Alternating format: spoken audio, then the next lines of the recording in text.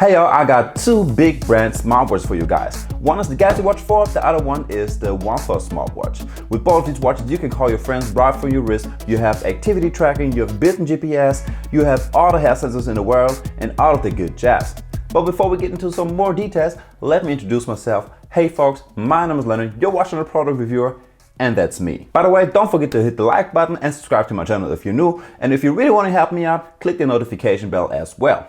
So where do we start? I guess let's start with some unboxing. Now once we open up the box of the OnePlus Watch, we of course get to see the smartwatch right away. Underneath it we have all the extra stuff like the starting guide and the safety and warranty card, and below that we have our charging cable. One quick thing to mention about a charging cable is that it sticks pretty tight to the smartwatch, so you don't have to worry about that it slips off while it's charging. Over to the Galaxy Watch 4, and the case has the same form as the other one, and once we open that one up we get to see the Watch 4. We have some paper stuff and a charging cable. This one definitely does not stick to the watch as tight, so you have to be careful to put it on the right way, otherwise it won't charge. So since we've been talking about the charging cable, let's talk about the battery life right quick. Now in one of my older videos, you guys ripped me apart saying that the Galaxy Watch 4 lasts way longer than 1 day.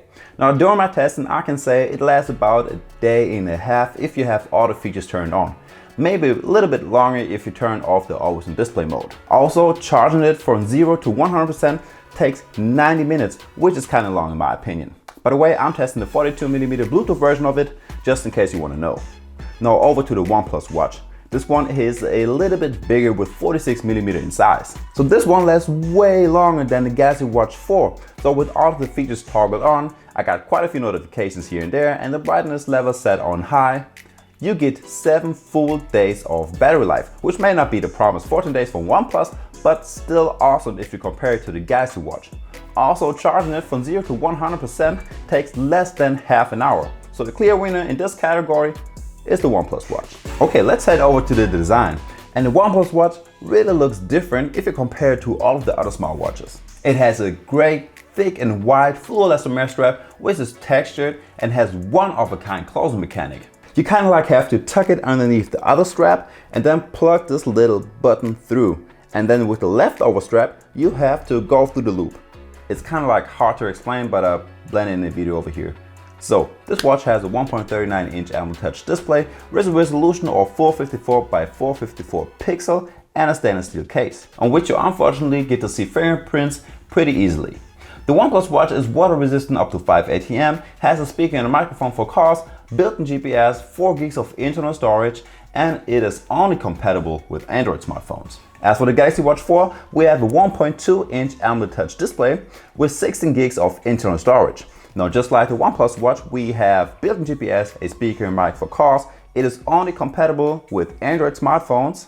It has a stainless steel case with a plastic back, and it is water resistant up to 5 ATM. Its 20mm strap fits a bit more sturdy than the ones of the OnePlus Watch, and it's a bit harder to change it. Even though both have a quick release feature, it definitely works better on the OnePlus Watch. With a weight of only 46 grams, it is 30% lighter than the OnePlus Watch, and you really feel that whenever you go for a run. You also have NFC for that sweet contactless payment, so you can leave your wallet inside your pocket and pay with your smartwatch. And a few more things that we only get with the Galaxy Watch 4 is that we have for a screen protection the Corning Gorilla Glass DX, and we have a rotatable bezel. That's something unique to the Samsung brand. So on the classic version you have a physical bezel which you can rotate to scroll through your tiles, apps and notifications. And on the normal active version you have a haptic bezel which does the exact same. So the clear winner in this category is the Galaxy Watch 4.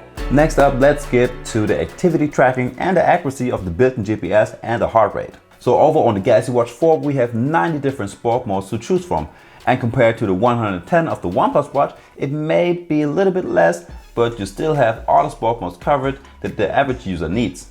So you may not get balance training, Chinese martial arts, or 13 different yoga modes, but I think we can live without that. The first difference in the sports section is that we can customize our workout screen on the Galaxy Watch 4 and add more metrics to it, and you even have 4 different data screens to choose from.